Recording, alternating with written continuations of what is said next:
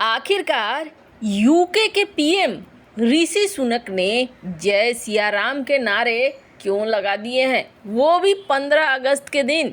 जानेंगे क्या है मामला। तो वहीं दूसरी तरफ चाइना ने अमेरिका और भारत को क्या सचमुच टेंशन दे दिया है, या फिर चाइना बड़ी लंबी फेंक रहा है, क्योंकि चाइना ने कुछ ऐसे हथियार की बात कही है जो हथियार सही में बहुत घातक हो सकते हैं। जानेंगे जियोपॉलिटिक्स में क्या कुछ चल रहा है, क्या इस हथियार का काट भारत के पास है। जियोपॉलिटिक्स में धमाल मचा हुआ है। आइए जानते हैं इन खबरों को विस्तार से। कुछ घटनाएं ऐसी हो रही हैं जिनके बारे में आप कहेंगे कि पहले ये सारी चीजें देखने को नहीं मिलती थी, पर अब समय भी बदल रहा है और लोग भी बदल रहे हैं।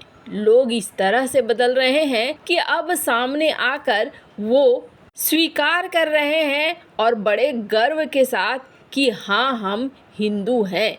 यूके के प्राइम मिनिस्टर ऋषि सुनक, वैसे तो ऋषि सुनक के बारे में इस बात कहा जाता है कि वो हिंदू धर्म के नियमों का पूरा पालन करते हैं। दिवाली वगैरह मनाते समय उन्हें यही देखा जाता है। कई बार वो गर्व से खुद को हिंदू बता भी चुके हैं और इसमें वो थोड़ी भी कहीं भी शर्मिंदगी महसूस नहीं करते हैं। जैसे कि बाहर जाने के बाद, विदेशों में स्थापित होने के बाद बहुत सारे हिंदू अपने आप को कुछ से कुछ बताना शुरू कर देते हैं। 15 अगस्त यानी मंगलवार को यही हुआ जब वो भारत की आज़ादी का जश्न मनाने के लिए राम कथा सुनने पहुंच गए। भारत के आज़ादी के दिवस के मौके पर यूके के कैम्ब्रिज यूनिवर्सिटी के जीसस कॉलेज में मुरारी बापू की राम कथा का आयोजन किया गया था। इसी मौके पर सुनक का वहां पहुंचना जैसे सोने पर सुहागा हो गया। उन्होंने भारतीय स्वतंत्रता दिवस के मौके पर अपनी मौजूदगी को अपने लिए एक गर्व का पल बताया। उनका एक 5 मिनट का वीडियो सामने आया है जिसमें उन्होंने बताया है कि वो पीएम के तौर पर नहीं बल्कि एक हिंदू होने के नाते इस आयोजन में पहुंचे हैं। सुनक ने अपने संबोधन की शुरुआत की जय सिया राम के साथ। इसके बाद उन्होंने कहा कि यहाँ आकर उन्हें काफी अच्छा लग रहा है। सुनक ने कहा, मेरे लिए मेरी आस्था बहुत ही व्यक्तिगत है। ये मुझे मेरे जीवन के हर पल में सही दिशा की तरफ आगे बढ़ाती है। प्रधानमंत्री होना एक बहुत ही सम्मान की बात है, लेकिन ये उतना ही कठिन काम है। आपको कई फैसले ऐसे लेने पड़ते हैं जो आसान नहीं होता है। मुश्किल विकल्पों का सामना करना पड़ता है। मेरा धर्म मुझे हिम्मत और साहस देता है कि मैं देश के लिए ऐसे फैसले ले सकूं जो सर्वश्रेष्ठ साबित हों। सुनक ने आगे कहा, मेरे लिए ये बहुत ही खुशी और गौरव का मौका था जब मैंने चांसलर के पद पर रहते हुए 11 डाउनिंग स्ट्रीट पर दिवाली के मौके पर दिए जलाए। सुनक ने आगे बताया कि जिस तरीके से मोरारी बापू के पीछे बड़े से सुनहरे हनुमान विराजमान हैं, उसी तरीके से 10 डाउनिंग स्ट्रीट पर उनके डेस्क पर सोने के गणपति रखे हुए हैं। उन्होंने कहा कि ये मुझे याद दिलाता है कि अब विचारों को कैसे रखना है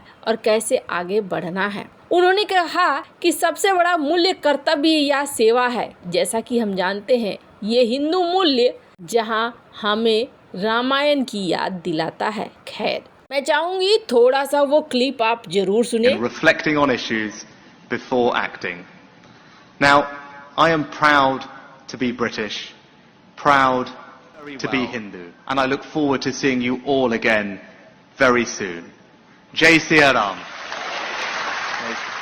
इस वीडियो में ये तो बिल्कुल बहुत ही अच्छा लगा, मन खुश कर देने वाला ये वीडियो है, जहाँ एक तरफ ये सब कुछ हो रहा है तो वहीं चाइना एक बड़ी टेंशन दे रहा है। अगर सचमुच चाइना ने ऐसा कुछ कर लिया है तो दुनिया अगला युद्ध जो लड़ेगी वो अलग तरीके से लड़ेगी, इस बात को कहा जा रहा है। और आपको बता दें, अलग तरह से लड़ने का मतलब हो गया अलग अलग तरह के हथियार। हाल ही में इजराइल ने एक वीडियो जारी किया था। ड्रोन बहुत बड़ा संकट बन रहे हैं, तो ड्रोन को मार गिराने के लिए लाखों करोड़ों का मिसाइल खर्च करना एक बहुत बड़ी मूर्खता होगी। यही बात है कि ड्रोनों को निपटाने के लिए एक ऐसे टेक्नोलॉजी की जरूरत थी जो सस्ती हो, महंगी ना हो, और इसके लिए इजराइल ने एक नए सिस्टम को दिखलाया। स्क्रीन पर आप देख सकते हैं वीडियो। इजराइल ने इसके लिए एक परीक्षण भी किया जिसमें इन्होंने दिखाया कि इनके लेजर वेपन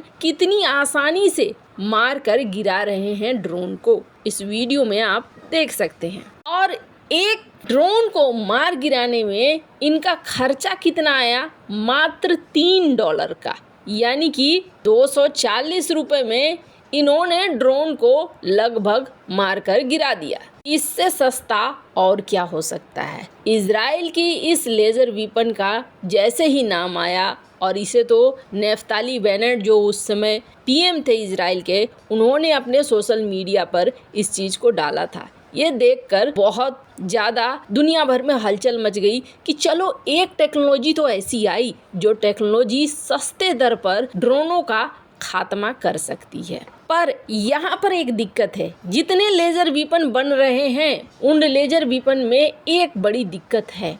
और दिक्कत क्या है कि जब ये लेज़र वेपन को बहुत देर तक ऑन छोड़ दिया जाता है, और वो छोड़ा ही जाएगा जब आपको पता नहीं है कब किधर से कौन सा ड्रोन आ जाएगा, और इसको अगर सुरक्षा के लिए तैनात करते हैं तो इसे तो ऑन रखना पड़ेगा। तो बहुत समय तक अगर ऑन रखा जाता है तो ये और इनके आसपास के इक्विपमेंट खुद ही गर्म होने लगते हैं, और हाई एनर्जी बीम से पैदा हुई गर्मी से खुद को ही नुकसान पहुंचाना शुरू कर देते हैं। और आपको बता दें, इनसे इनकी सफलता अधूरी रह जाती है। ये ऐसा नहीं है कि इजराइल के एक लेज़र वेपन के लिए कहा जा रहा है, बल्कि जितने भी तरह के लेज़र वेपन के लिए ऐसी ही एक बड़ी समस्या सामने आ रही थी। अब चीनी सैन्य वैज्ञानिकों का कहना है कि हमने लेज़र वेपन टेक्नोलॉजी में एक बहुत बड़ी सफलता हासिल कर ली है, और हमने एक नया कूलिंग सिस्टम विकसित कर लिया है जो हाई एनर्जी लेज़र को खुद की गर्म किरणों से बचाएगा। यानी हमने जो ये गर्मी की वजह से खुद को खराब करने वाली बात थी, वो चीज़ हमने ख़त्म कर दी है, और अब हमारा जो लेज़र हथियार है वो लेज़र हथियार हमारा तैयार हो गया है सभी का सामना करने के लिए। वैसे आपको बता दें, चाइना के अलावा दुनिया के बहुत सारे देश हैं, अमेरिका है, खुद भारत भी है, कई परियोजनाओं में काम कर रहा है। अमेरिका की कुछ परियोजनाएं तो सामने भी रखी गई हैं, नेवी एडवांस केमिकल लेज़र, इसके अलावे middle infrared advance chemical laser, इस तरीके के लेज़र वेपन पर काम कर रहा है। पर उसके सामने भी यही समस्या है। अब चाइना ने सचमुच में ये विकसित कर लिया है या फिर चाइना लंबी लंबी फेंक रहा है, ये तो अभी से कहना बहुत मुश्किल है। पर हाँ, इतना जरूर है कि चाइना भी इस रेस में लगा हुआ है। और जहाँ तक भारत की बात है, भारत की तरफ से भी स्क्रीन पर आप देख सकते हैं आर्टिकल, कहा जा रहा है कि भारत भी इस तरीके के डायरेक्ट एनर्जी वेपन के तैयारी में लगा हुआ है, इसे बनाने में जुटा हुआ है। वैसे इन सब मामले में आपकी क्या राय है, कमेंट कर जरूर बताएं। जल्द मिलते हैं अगले वीडियो में नई खबर के साथ।